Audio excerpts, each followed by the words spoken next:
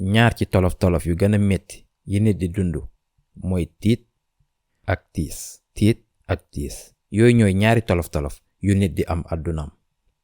léegi nag ba yàlla wàcce aadama alayhi salaam ci kaw suuf mu wax ko ni dina ko teg ci yoon bu baax bi, faman tabi'a hudaya falaa xawfun alayhim wala hum yaxzanuun. ku ci topp sama yoon dina mën a xeex ak tiit ak tiis.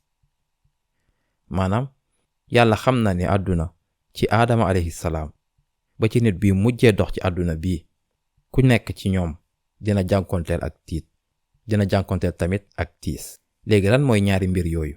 tiit dafay wax ci li nar a am ëllëg. tiit mooy mbaa duma ñàkk sama liggéey, lan moo nar a dal sama yaay, lan moo nar a dal samay mbokk, lan lañ nar a wax, lu nar a xew suba, sama jàng nu mu nar a demee, sama ëllëg mbaa dina leer, lan moo ma nar a dal fii ak lan moo ma nar a dal fële. tiit yii ci li nar a am ci waxtu yii di ñëw wala fan yii di ñëw wala ci at bii di ñëw wala ëllëg. tiit yii ndax dañoo tuuti wala rëy, saa su ne ñoo ngi ci ñoom.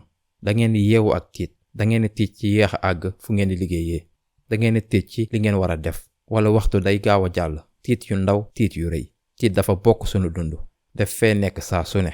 léegi lan ngeen di ragal? nañ wax ni am ndongo dafa ragal ñàkk ay tàggatoom.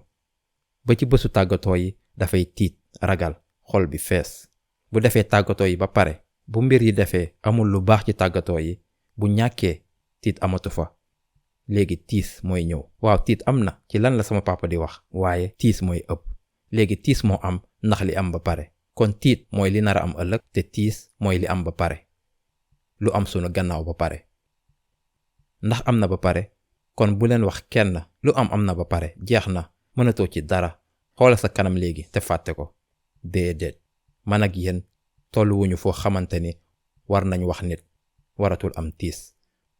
sunu yonente Muhammad sallallahu alayhi wa sallam amoon na tiis ba mu ñàkkee Khadija radiyallahu anha ay at yu bari. am tiis wanewul ni amatuñu diine bu mat. diine bu mu amoon kenn ci ñun amu ko te terewu koo am tiis. Yaqub alayhi salaam dafa ñàkk doomam Yuusuf alayhi salaam te terewu ko am tiis bu rëy. dafa jooya jooy ba ibyaddat aynaahu, ay bëtam weex tàll, bëtam yi dañoo weex tàll ndax tiis bu rëy.